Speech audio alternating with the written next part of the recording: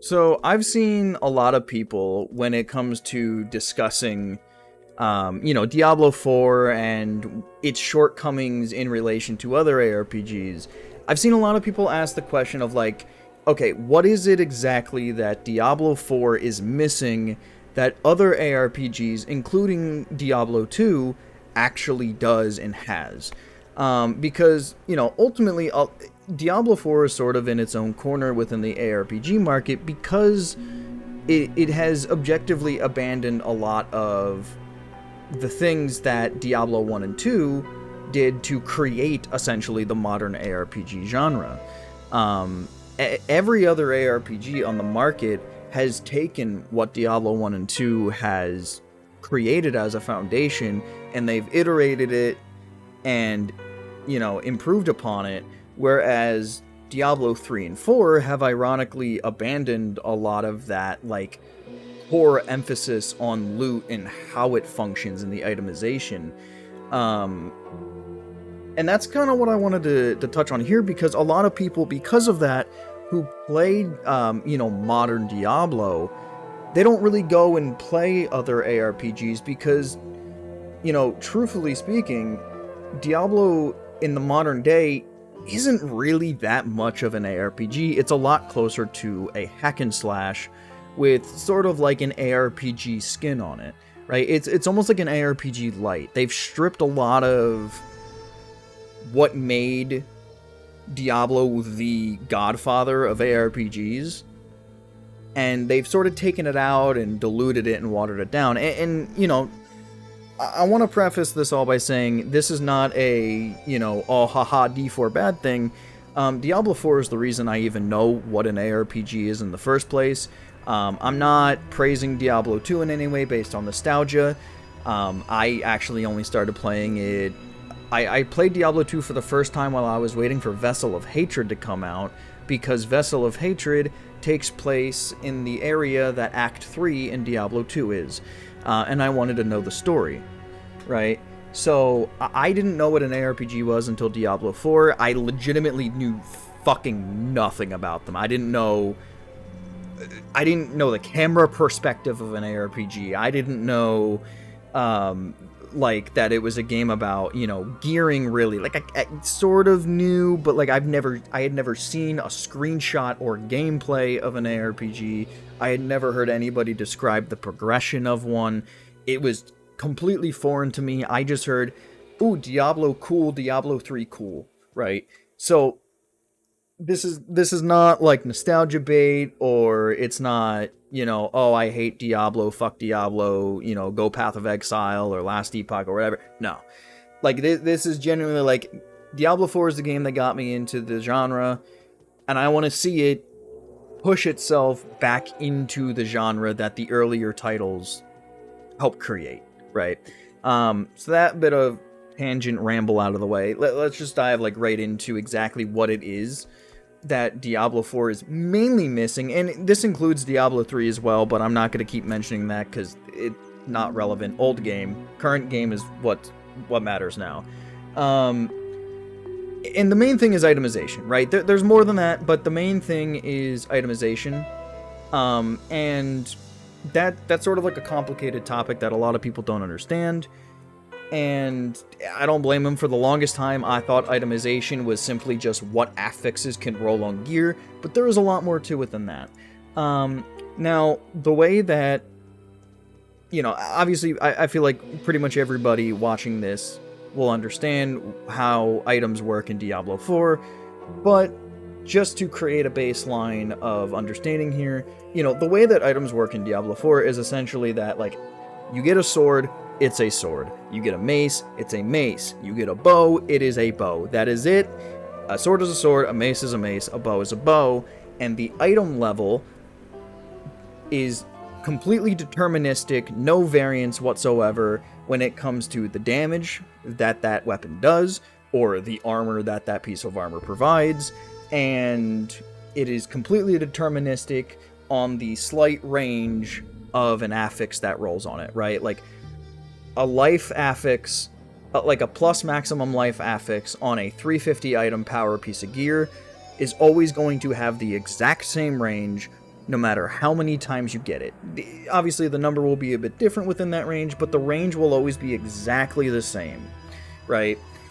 And that is really the main issue when it comes to itemization, because there's no variance, right? It leads to very, very little variance in loot, and that creates a lack of excitement, right? The thing that makes ARPGs really exciting is, you know, the loot, the finding something really rare, going for something sort of niche, and finding these crazy things that work together to make a build that you never thought was possible.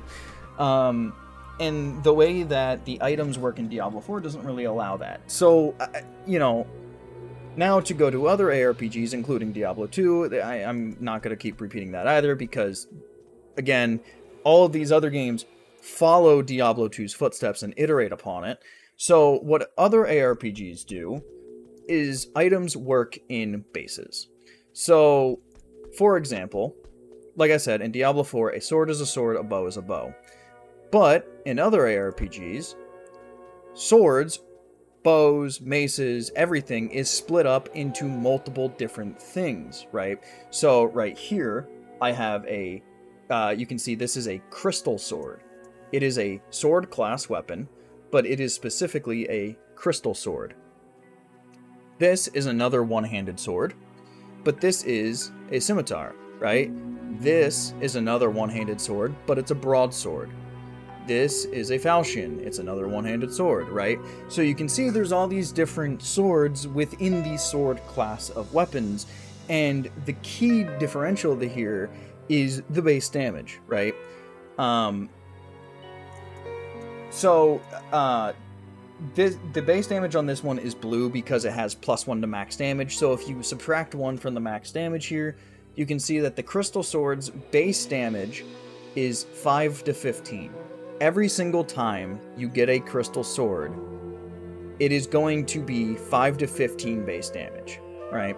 Every single time you get a broadsword, it is going to be 7 to 14 base damage, right? So every single, you know, and same with the falchion. Single time you get a falchion, it's going to be 9 to 17 base damage. And, you know, the same with maces and axes and bows and chest pieces and whatnot, right? Obviously with armor, it's the same thing, but with defense instead. And the reason that this is important is because, again, it just creates a lot more variance in the actual loot.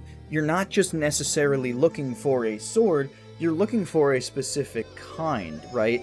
And other swords can work, right? Like, other swords can still be valuable, but when you don't just get a sword, but you get like that broadsword or that falchion that you're really looking for, it creates more of that hit of dopamine that you're looking for because you got the exact specific thing that you want.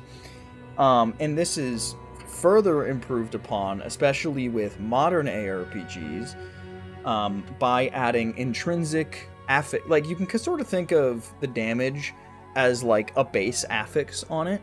But modern ARPGs, I think there might be a little bit of in Diablo 2. I don't quote me on it. I'm not 100% sure, but I'm still not like super familiar with like deep mechanics of Diablo 2. I'm trying to learn it still, because it is like a deceptively deep game. But tangent aside, you know, modern ARPGs show it a lot. So here's Path of Exile 2, right?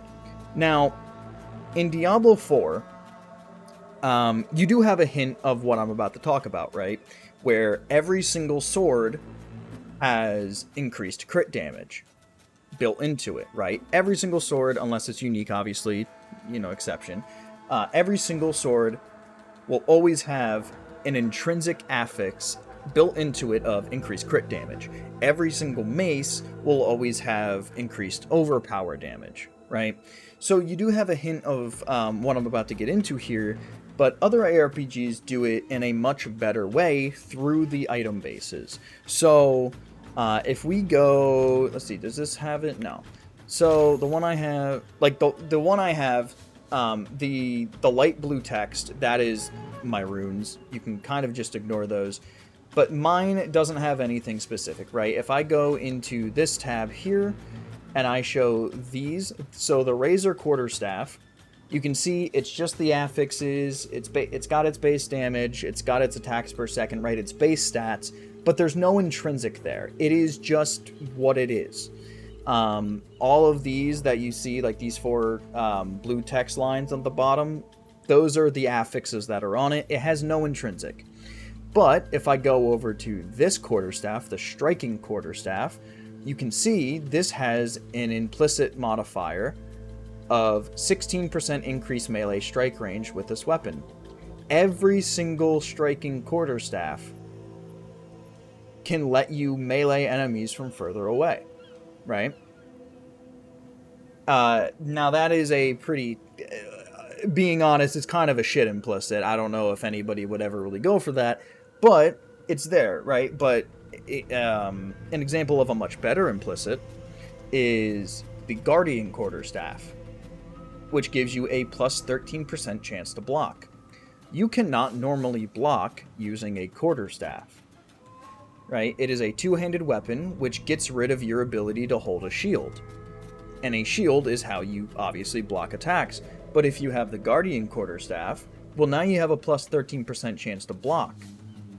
And that means that if you're this might do less base damage than other quarterstaffs, but if your damage isn't something that you're struggling with and you need more defense, maybe you swap to a Guardian Quarterstaff, and now you can scale block chance because now you get it from your quarterstaff, right? So it creates these like chases within the thing that you're actually looking for to min-max what you're doing, find niche things, and just make it better, you know? Like, let's see if there's... oh, yeah, the other examples that I have here. So, you know, Path of Exile 2 also has crossbows, just like Diablo does. And, you know, obviously, as with every, class of item, a lot of them don't have an implicit, but some do, right? And, so like, for instance, the Elegant Crossbow, every single Elegant Crossbow has a 20 to 30% chance to pierce enemies with attacks. So it allows you to hit more than one enemy with a single arrow. Very good, right? Depending on your build. Maybe you definitely want that. If you're going with a high pierce build, an Elegant Crossbow might be the one you want to go for, right? Over like something like the Cannonade Crossbow, which instead has an implicit that makes grenade skills fire an additional projectile, right? So it's these things that it's like, you're not just making a crossbow build, you're making a specific kind of crossbow build, and now you're chasing specific bases of crossbow, right? Or specific bases of a quarterstaff. And the other quarterstaffs, the other crossbows, they can work, they can be good. But when it really comes down to it and you're really pushing like to min-max your build, like this is the specific one you want. So that is a major thing that Diablo 4 just doesn't do, because it's simply a static, non-variable, implicit on just the base type. All swords in Diablo have crit damage. All maces in Diablo 4 have overpower damage, so on and so forth. So like that is major thing right there, just for creating a variance in the loot that you get and how you interact with it. It creates a lot more opportunities for interesting drops and build crafting. Now, another thing in terms of the itemization that's important is the affixes themselves, right? So, like I mentioned already, in Diablo 4, when you get an item that is 350 item power, and it has a plus maximum life affix on it, the range of that is always going to be the exact same. I don't know what that exact range is, so I'm not going to give some arbitrary numbers, but like it'll always be the exact same range at 350 item power. It'll always be the exact same range when it drops at 450 item power, right? Like the item power is a static determination of the values on that piece of gear. And again, that creates less variance, right? And the way that it works in every other ARPG is, there still is item level, right? Other ARPGs still have item level. Like you can see here, this quarterstaff requires level 62, but the item level, if I hold Alt, it's item level 65, right? So that item level determines the tier of the affix, which is essentially what Diablo 4 has as well. It was more in line with what Diablo 4 had at launch, with like the breakpoints and whatnot. But it's not far off from what Diablo 4 has.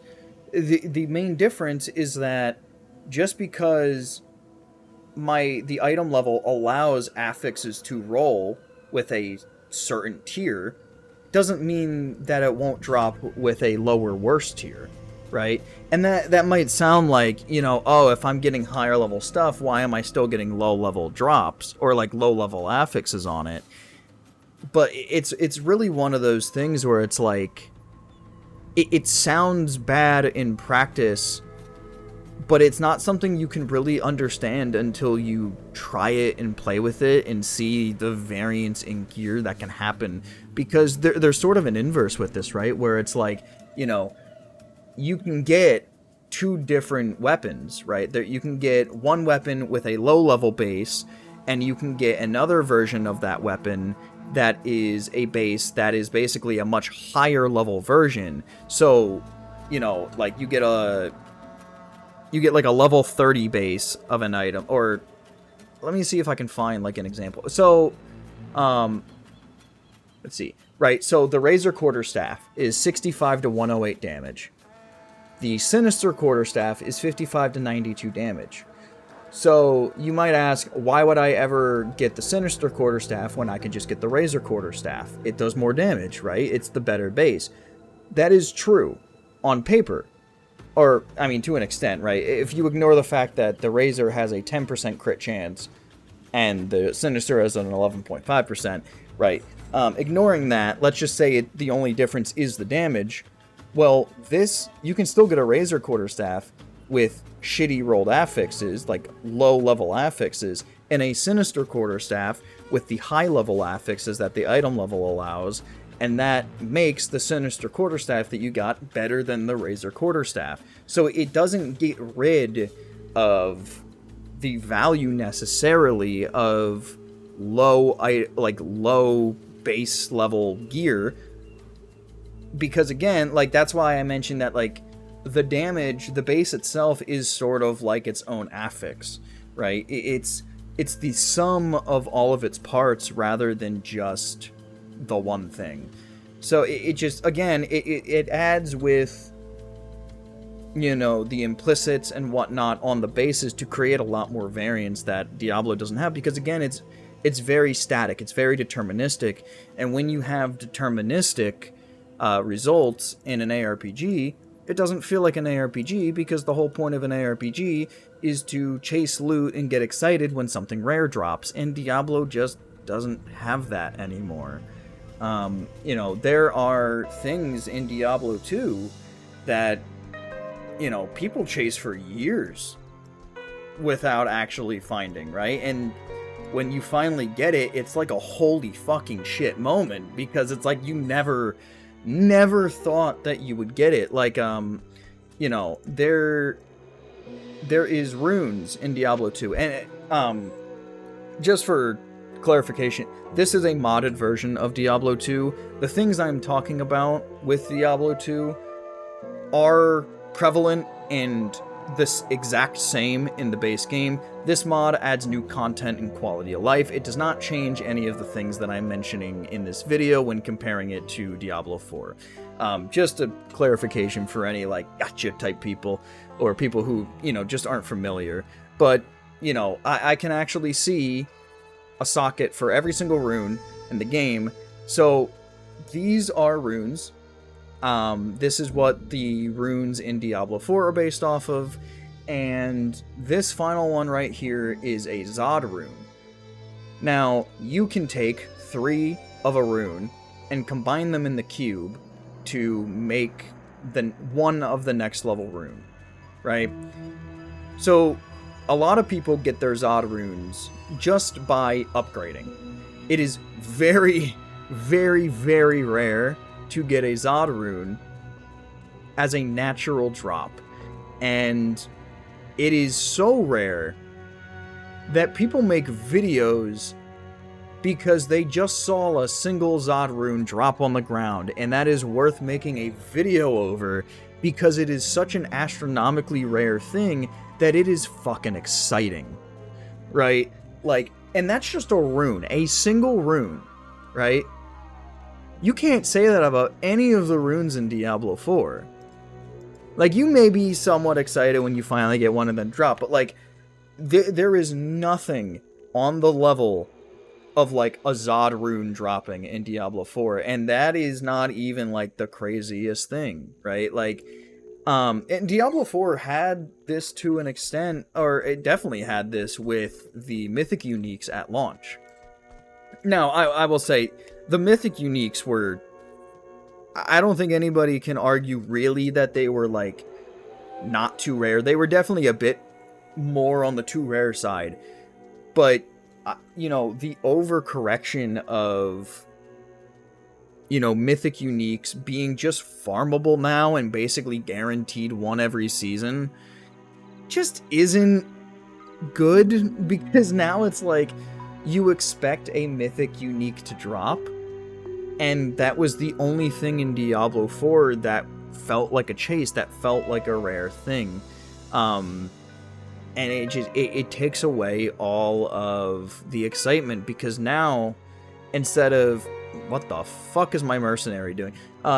Instead of, you know, instead of being excited when that mythic drops, now it's just like, oh, goddamn, fucking finally, please, get me out of here. Because now you just, you know, you go, you do your bosses, and you know that you're gonna get it, right? You do enough bosses, you run it, you know, you run it for a couple hours, you're gonna get your mythic. It's just a matter of which run it is. And that, you know, again, that gets rid of that excitement when you finally get it to drop, because it's no longer like an, oh, I hope this happens, I can't wait, I hope this happens. And instead it's like, I know it's gonna happen, why can't it just happen already? Right, there is a big psychological difference with that, and Diablo 4 no longer has any of those feelings of, you know, oh man, I really hope I can get this league, or, you know, man, I've been chasing this for so long, if this drops, it's gonna change my whole life, right? Like, it's missing that, and other ARPGs have that kind of shit, including Diablo 2, right? Like, there's things in Path of Exile, you know, that, I mean, it's not, I think it's actually not worth much right now, but like, you know, Astramentis, it's actually worth decent, oh, who the fuck is selling it for $1? It's actually not that good, this league, but like, this, prior to this league, was really, really fucking valuable, because like, it is a super, super rare item to drop, and it was really good, like, for the first few leagues of this game. And again, it was really rare. Like, most people will not find an Astramentis. Almost everybody who tries to get one naturally to drop is not going to get an Astramentis. It's just not going to happen, right? Chances are very, very slim. Or, you know, in terms of currency, like, you even got currency items that are super rare. The Mirror of Kalandra and Hinakora's Lock, right? These are super, super rare currency items that, like, you're lucky if you get one every season. I haven't seen either of them, right? And I have, let's see, how many hours do I have in the game? 772 hours in the game? You know, a lot less than some people. But, like, I've never seen a mirror. I've never seen a Hinakora's Lock. I've never even come close to getting one through Divine Orbs, which you can trade up into getting them through, like, other players, right? I've never been close to even buying one from another player. But, like, there are these crazy drops, and when you finally get a mirror to drop, it makes the whole entire league, right? Like, that is a league-defining drop. And the fact that Diablo 4 is missing league-defining, season-defining things is just really bad for the longevity and the replayability because it lacks that chase, it lacks that excitement. So, to finish off the itemization section, the last thing I want to touch on is like the actual rarity tiers of items and how that relates to crafting and or the lack thereof. So, you know, Diablo 2 created the whole system of, you know, common, I don't have any commons on me, but yeah, like common item, and then magic, and then rare, right? Diablo 3 introduced legendaries to that mix, and Diablo 4 continued them. Legendaries are basically like a mix between a rare and a unique. It's just kind of like a modifiable, randomized unique in a way in Diablo 4. They really are basically just uniques with some randomization to them.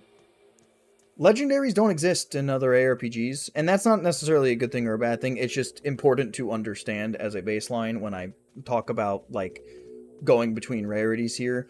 Legendaries don't exist like they do in Diablo 4 and any other ARPG. Path of Exile doesn't have legendaries at all. I can't speak 100% for Titan Quest and Grim Dawn. I don't think they do. I'm not familiar with them completely. I don't play them, but I know they generally work the same way as other ARPGs.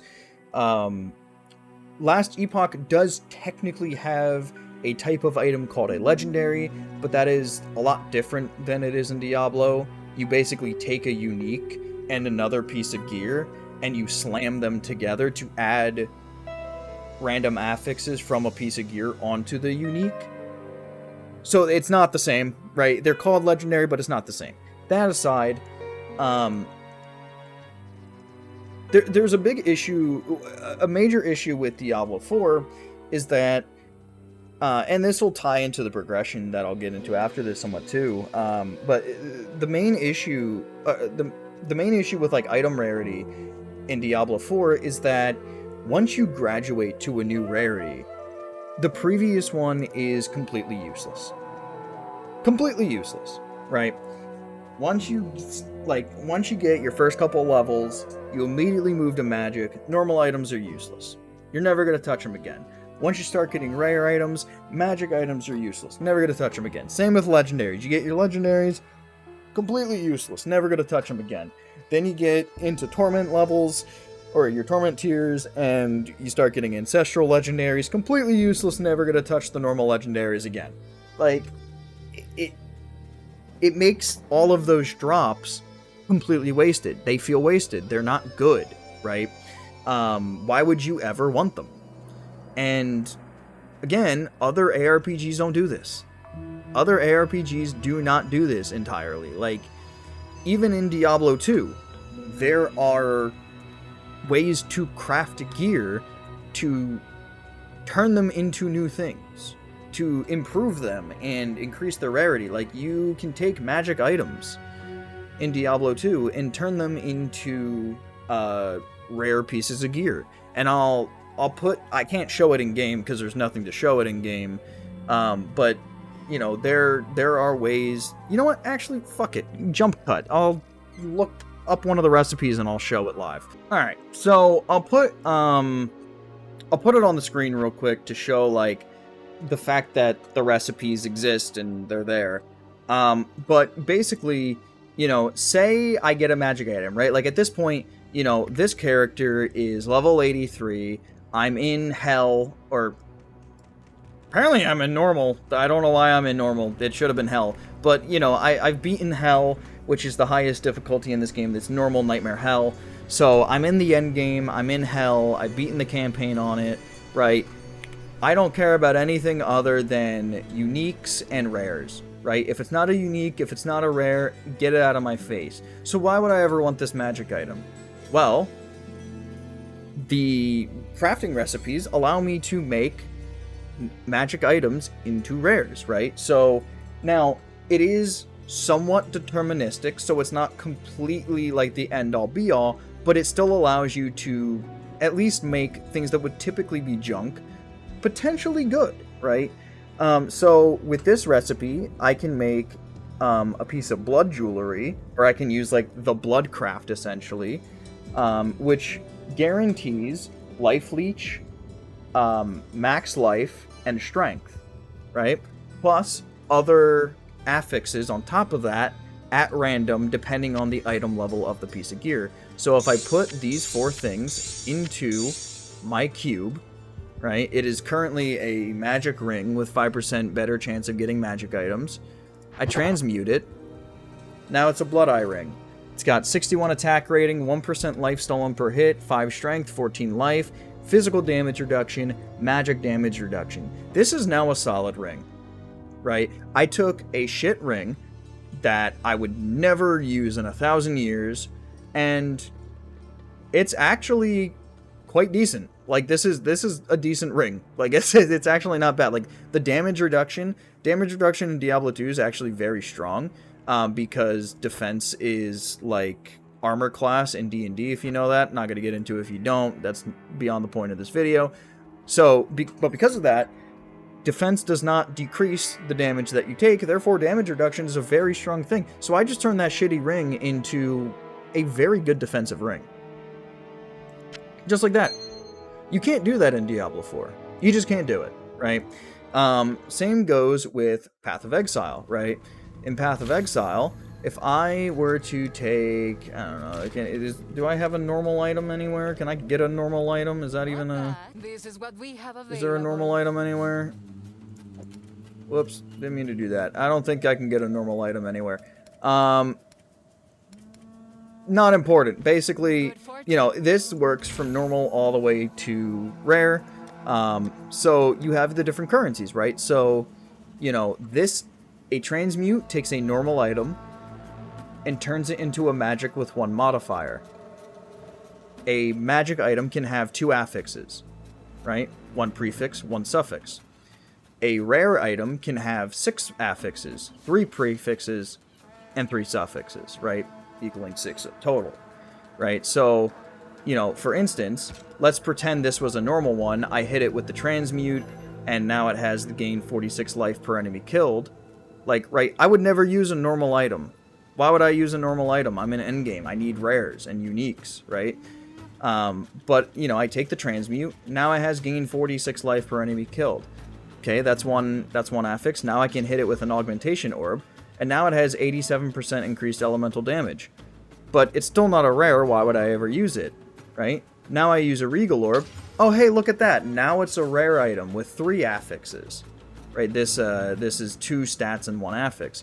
But now, I can still have 3 more affixes, so I just hit it with Exalted Orbs, and now it's a 6 affix item. This started as a normal. I mean, technically it started as a magic, but the process is the same, right? I just took a item that was shit and made it potentially good. An item that was absolutely worthless and made it potentially good, right? It's like, realistically, it's not good for where I am, but this is objectively exceptionally better than where it was, and it could have technically been an upgrade if I was, you know, a crossbow user. You know, and I can do the same here, like, boom, boom, boom, boom, boom, boom, and now this quarterstaff is way better. It's that simple, right? Massive improvement to what the quarterstaff was before. And there's a lot more ways to craft that I'm not going to get into because it's more complex than need be and not the point of the video. But, you know, the point is that any item rarity in Path of Exile 1, or Path of Exile 1 and 2, and Path of Exile in general, is useful, right? All of it is useful. Because you can turn a normal into a magic. You can turn a magic into a rare. And you can give all of those the maximum number of affixes with currencies.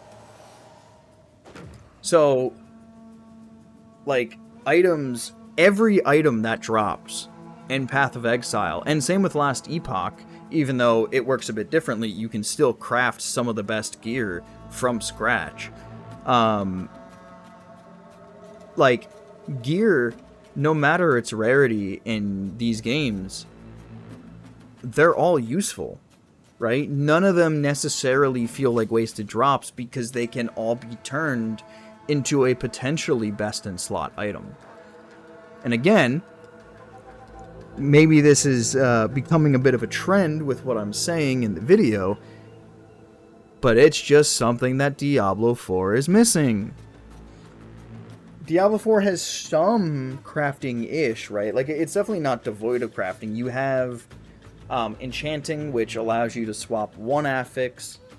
You have the tempering, the masterworking, right? But none of it allows you to take a item of a rarity that you're not using and turn it into an item of the rarity you are. Like, the only exception to that is turning a rare into a legendary, but even then, a natural dropped legendary is better than a rare turned into a legendary, because a natural dropped legendary has one more affix, and you can't give it another affix because there's no way to do so. So it's like, it's essentially, a rare is useless once you hit legendary, right? Even adding something like a rare currency that would allow you to take a legend, like, say there was like a rare currency, like a Herodric, fucking anal dust, I don't know, and it's a really rare thing, it drops from like really high-end content, and you can take it, and you can click it, like, say you get a good legendary, you take the dust, you put it onto a legendary, and it randomly makes at least one of the affixes into a greater affix and turns it into an ancestral with the proper stat ranges. Why is that not a thing? Why is it that legendaries can't be used because I would rather have a legendary? Right? You see the issue there? It's like, why are we making these things obsolete when we could be bolstering and increasing the breadth of what is available to the player instead of making it more narrow?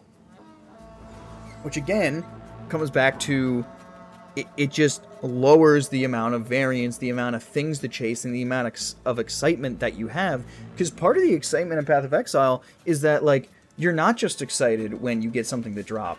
You also get excited if you get a good slam, right? Slam being like you slam currency into it, you craft, you gamble, trying to craft your shit, and it's like you hit the exact thing you wanted, and it's like, oh my god, this is incredible. Now, I will say, the Sanctification Season mechanic coming soon is actually a really good step in the right direction. It is very similar to Val Orbs in Path of Exile, which is a highly beloved feature that corrupts items. Corruption is basically you take a Val Orb, you hit it on an item, it corrupts the item, it can do multiple different things, it can give it an extra socket above what it can normally have, so like a quarter staff can only have 2 sockets, a Val Orb can give it a third, right? Breaking that rule. It can give it a bonus affix that has like its own pool to choose from, similar to Sanctification, or it can re-roll the affixes on the item, essentially bricking it. Or sometimes it just does nothing. Now, there is a way to make it always do something, but if I were to do this, you can see it corrupted, and I actually don't know what the affixes were on that. Maybe they changed, maybe they didn't. I don't fucking know. Let's do it again on this one. Bam. See, that added 16 to 22 chaos damage, right? So, it's just like, crafting is cool. And I think Sanctification is a really good step in the right direction because, it's going to work like Corruption in Path of Exile, where, it is like that final, just like min-max, I have what I need, I just want to push it further, like, I'm willing to risk this item, let's see if I can get really lucky and get something that's really fucking cool, right? And I think that is exactly what, like, that is by and large what Diablo is currently missing. So Sanctification is an absolute W. I wish they wouldn't cave in to the player base of Diablo that hates randomization and just like anything that feels like an ARPG, because like you need negative outcomes to make good outcomes feel better, and that's, you know, sort of the trend here, is that Diablo 4 is just doing everything it can to get rid of negative outcomes. But yeah, I mean, like, it's a massive thing, right? So that's really like the itemization overall. I'm sure I could have explained it better. This was absolutely rambly as shit. You know, whatever. It's a real, like I said, it's a really in-depth topic. There's a lot to it. There's way more I can go into as well. I wanted to touch on progression, like overall progression in this as well, because Diablo has just such an identity crisis with progression. Like, there's, I guess, like, I'm not going to go in depth with it like I wanted to because the video is already way too fucking long. But, just to sort of summarize, like, the progression in Diablo 4 is way too quick. Like, like, there is no progression. Like, you essentially start a character and you just jump right up to, like, max level, and then you start pushing Paragon, and you're just, like, you can get all the way up there in a few hours, like, easily. And it's just like, you don't feel that progression, right? You kind of just start the game, you click a few buttons, and you're a god, right? So you don't get that gradual feel of progression. You don't get, you know, it's just, and the itemization that I've been talking about, it plays a big part in that as well, right? As well as, like, just the overall character progression itself. Whereas other games, like other ARPGs, like, every level up means a lot, right? Every single level up, you feel yourself get, like, a lot stronger. Like, every single piece of gear that you get feels like a nice granular upgrade. But in Diablo 4, it's just, haha, click button, go burr, boom. I'm level, 60. Not in town. Where's Torment? Where's my Ancestrals? And it just, it feels jaded, you know? Like, it's just not, it ain't it. You know, like, you don't feel that excitement and that progression and yourself getting stronger. You just kind of go from a wuss to a god instantly. So, you know, again, I wanted to go really deep into that in this, but it's already taken too much time to go through itemization, so I'm gonna leave it there. Honestly, like, to close out the things I've said here, like, I would honestly really, really recommend trying other ARPGs if you're a Diablo 4 player, or even like a Diablo 3 player as well, and you've just never really experienced like other good ARPGs. Like, don't get me wrong, I think Diablo 4 is a great game. I just think it's a poor ARPG, right? And there's a difference there. Like, again, Diablo 4 got me into ARPGs. ARPGs would not be my main game if it was not for Diablo 4. But it is definitely the worst ARPG on the market in an ARPG sense. And that is objectively undeniable when it comes to the systems and, you know, the progression and the things that make an ARPG what it is. It's kind of abandoned what Diablo created, while every other game that isn't Diablo continued it and made it better. And that's like the main thing that they need to work on, is bringing back what the franchise they're making made, right? Stop abandoning it, bring it back, make it better, improve upon what you did. Like, take the things that you did better 25 years ago than you're doing today and improve upon it finally, you know? Because everybody else in the market has. And that's ultimately what it comes down to, right? So I definitely implore people, like, if you're someone who's only played like Diablo 3 and Diablo 4, play other ARPGs. Like, get Diablo 2. You know, you can definitely not get Diablo 2 in an illegal way super easily. Definitely not. I would have never done that. I would have never illegally gotten Diablo 2 with the Lord of Destruction expansion and play. if you do happen to get a definitely legal copy of Diablo 2 with the Lord of Destruction expansion, play it with Project Diablo 2. The mod I'm playing is Project Diablo 2. Is a PD2 here is Project Diablo 2. In fact, you can see here, it's the launcher for it. It is essentially Diablo 2, run by the community, and it's as if Diablo 2 never stopped being developed, right? There is like 2, maybe 3. I mean, it's a lot slower progress in terms of the seasons than like if it was actually run by a real company, because again, it's just a bunch of fans running this for free. So, there's like 2 seasons a year, with new content, new uniques, new items, new features and whatnot, that just add upon the base that Diablo 2 made, with a lot of quality of life that the original Diablo 2 is missing, to help make the game feel more modern.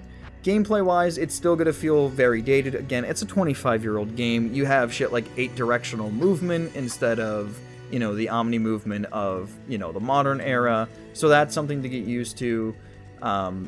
It's definitely a game that will take a while to get a feel for, but once you do, man, it clicks.